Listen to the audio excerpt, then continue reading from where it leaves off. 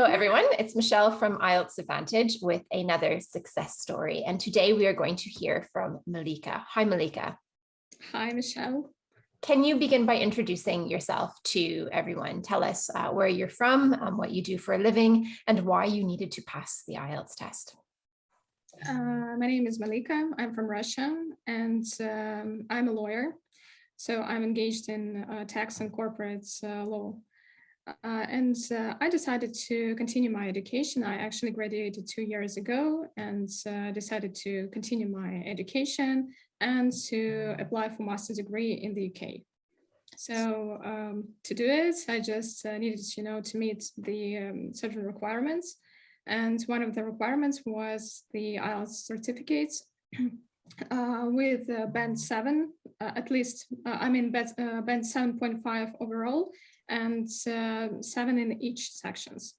So it was not actually a problem for other types of sections, but it was a huge problem with writing.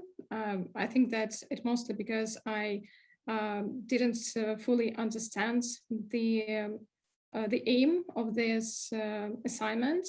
And so I think that I got here a lot of experience because I spent the time, with the tutor, then I tried to do it by myself. And then I finally found the careers course. So can you just tell everybody what scores you got on your last IELTS test? On my last IELTS test, I got 7.5 overall and 7.5 in each sections. So you got the scores you need. Yeah. How many times had you taken the IELTS test? So it was about 6 times overall. Okay. And yeah, it was a really bad experience, but anyway, it was an experience, and I didn't regret about anything because I think that I learned a lot. And for this period of time, I really had the possibility to improve my English. And was it always the writing section that you were failing? Yeah, always the writing section. Always. Yeah. So if you were getting above a 7 in all of the other categories, you had a good level of English. It must have been quite frustrating to keep on failing the writing part. Did you have any idea why you were stuck at a 6.5 for writing? Yeah, definitely. It was total frustration. And I think this is mostly about the fact that I didn't fully understand the logic of this assignment. Because in Russia, when you just have to write an essay, the most important thing that you have to do is to show the beauty of language and so the use of different structures, because Russian language is very beautiful. And so this is why I think that I stuck in here. And in English, when we're talking about English essays, the absolutely different situation. The most important thing is logic. So one sentence should be connected to another sentence. And I think that this is the thing and it's actually took me 2 years to understand this thing. So how did you finally realize that the whole point is to make it very easy for the examiner to understand exactly what you mean in every single sentence? Like what finally caused you to understand that? I think that the first, I really understood this for the first time when I decided to join a Chris VIP course. And I just watched all of these videos that he recorded for us. And I was really surprised by the fact that I just understood that I did everything wrong. And then I think that was the first stage of my, the right path. That was not the final stage, because after this course, I also had some other mistakes and, grammatical mistakes that also was a trouble for me. And then I got 6.5 anyway, just because of the grammatical mistakes. But I think that the huge thing that I really understood, that was task response. And that was the huge win. That was the try when I got 8 overall, but I still got 6.5. But anyway, I understood my mistake. And this is the most important thing. Yeah. And I try to work hard on this. So you had to improve task response and the logical development of your ideas. And you also had to improve a few areas of grammar. Was that it? What areas of grammar did you have to fix? Articles. Oh, so many students have to fix articles. This is also about the fact that in Russia, mistakes in articles, when I, studied in schools, teachers were not really concerned about this mistake. And this mistake was marked like, not a full mistake, but as a half of a mistake. And this is why I never really devoted so much time to this theme, and I do not really understand that this is the same mistake as other grammatical things. So, like other students like yourself who have a very good level of English, but are still failing the writing, probably also have a couple things to fix. So for you, it was task response and the logical development of your ideas, and also grammar. And it also sounds like you just had to keep it simple, like not try to impress the examiner, but just to keep it simple. So how did you fix your mistakes with the ideas and the logical development? And how did you fix your mistakes with articles? I think that the daily life lessons really helped me a lot. And of course, the opportunity to submit essays for correction to the teachers in the VIP course, because they just, showed me all of my mistakes, and I have already knew what I should take the more attention to. So after all correction essay, I tried to improve my mistakes. Of course, sometimes there were some problems, because when you try to, when you try to correct one mistake, then you will get another mistake. So this is the circle. It works that way, and it can be quite frustrating because you focus all of your attention on this one thing, you fix it, and then another one crops up. But we show you these mistakes because we want you to fix them before you book your test. So that you're 100% prepared for them. So the teachers told you what your mistakes were in your essay corrections, and then you practiced of fixing those mistakes so that you didn't repeat them.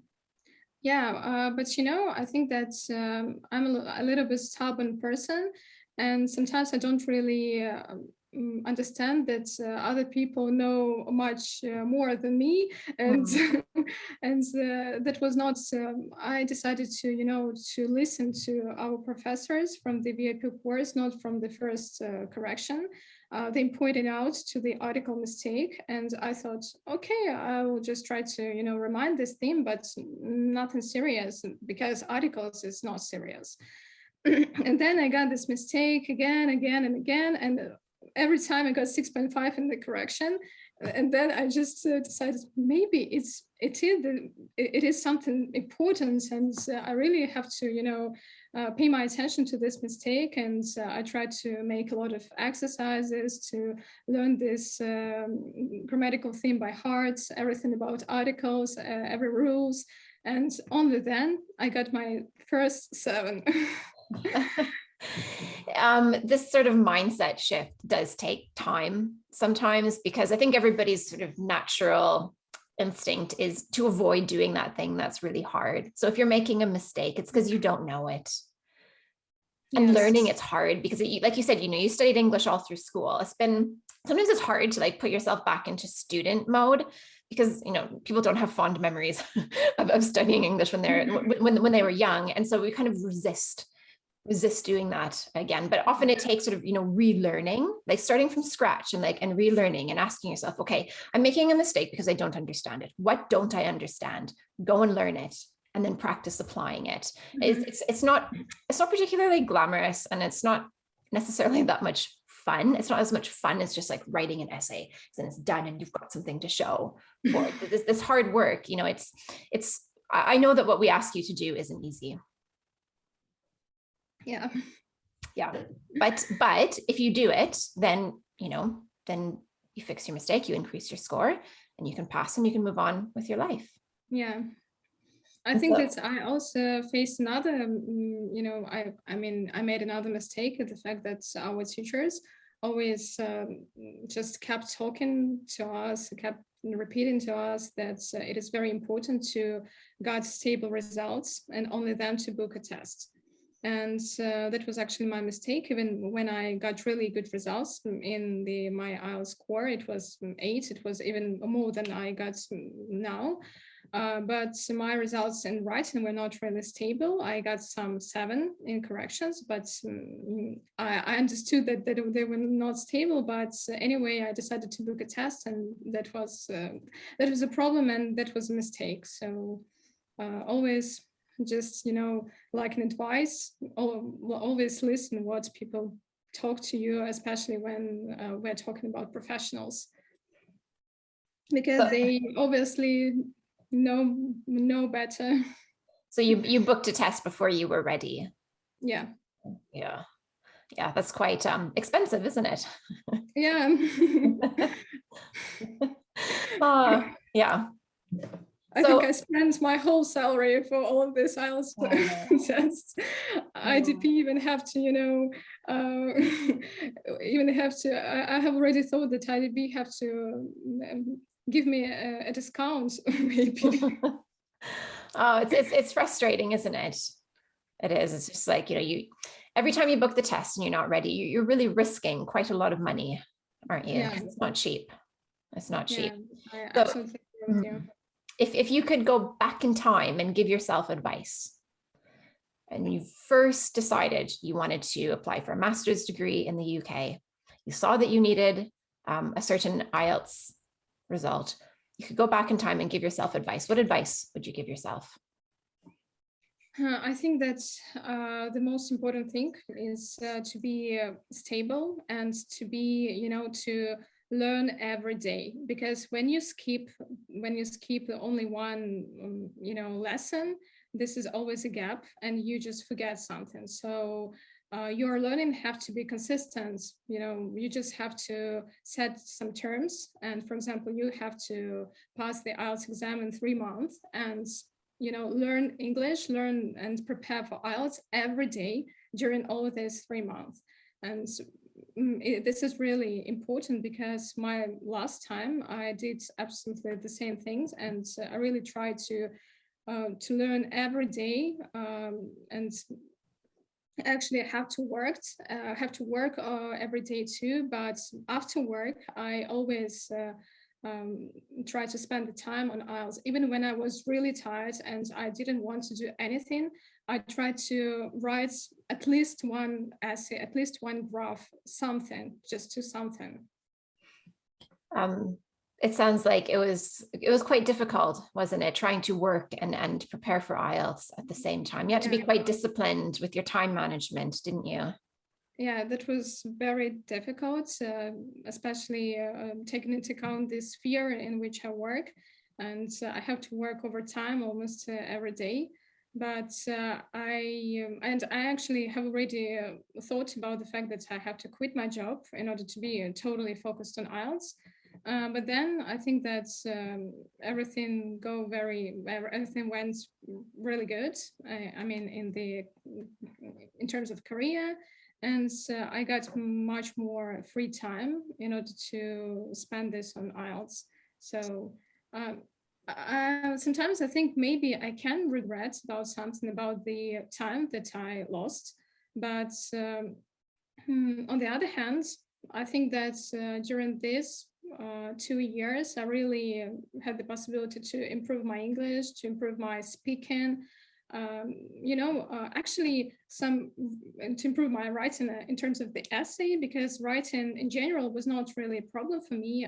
I mostly work in English, but speaking was kind of a problem, and I think that I also could improve it too. Your speaking is very good. Thanks. Did you have any mock speaking tests with that? Yeah, I got a mock speaking test, and I actually got 7. just because I talked too fast. Not only about this, because I talked too fast and I got mistakes. So, and there were not, sometimes not developments in my speech. So, but I tried to fix these mistakes and I got 7.5. Yeah, fantastic. That's excellent. 7.5 is a very good score because it means you got an 8 in 2 categories. So if you think about writing, there's task response, coherence and cohesion, vocab and grammar. You got 2 8s. And for speaking, fluency and coherence, vocabulary, grammar, pronunciation, you got 2 8s. So it's definitely something to be proud of.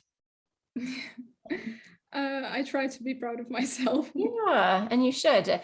So now all that hard work preparing for IELTS is finished. And what's next for you? So currently I'm actually preparing all of my documents to apply to UK universities, and just working on my references, motivation letter. It's actually got really huge motivation. So I think that now I'm really ready for this journey. Maybe it's just maybe 2 years ago I was not really ready, and maybe it's just everything fair, and now I'm fully ready, and my English has improved, and it would be much more easier for me to study there. Yeah, so definitely. All the hard work that you've done preparing for IELTS is also going to benefit you when you start your master's degree, because you'll have to do a lot of writing, and you got a 7.5, which means you can make yourself very easily understood, and that's definitely going to help you. I hope so. Well, Malika, thank you so much for sharing your success story with us today. It's been great hearing what it was like for you, and anybody who's listening can definitely learn from your experience. Yeah, thank you too. You just cannot imagine how happy I was when I just got to know about my results. And this just means everything for me, because I really understand that without this course, I would never do this. And maybe I got the knowledge, but every knowledge just needs a professional who would just point out your mistakes and tell you what is wrong. And so thanks a lot. It's our pleasure. Thank you, Malika. Hey, Chris here again. Hopefully you enjoyed that success story video. That student was part of our IELTS VIP course. And on that course, we show students exactly where they're going wrong and exactly what to do to get the score that they need. And we give them all the help and support that they need in order to get a 7, 8, or even 9 in their IELTS test. Now, we only work with a really, really small number of students. Because of the level of help and feedback and support that we give students, we can only work with a very, very small number of them. But we also have more success stories than any other online or offline course in the world, which has created a huge amount of demand for our course. So we're the only course in the world, I believe, that has a very, very, very long waiting list. If you want to join that waiting list, all you have to do is just click here and you'll be able to add your name, add your email address, and then when one of our students becomes successful and leaves the course, the next position can be for you. Hopefully see you in there. Bye-bye.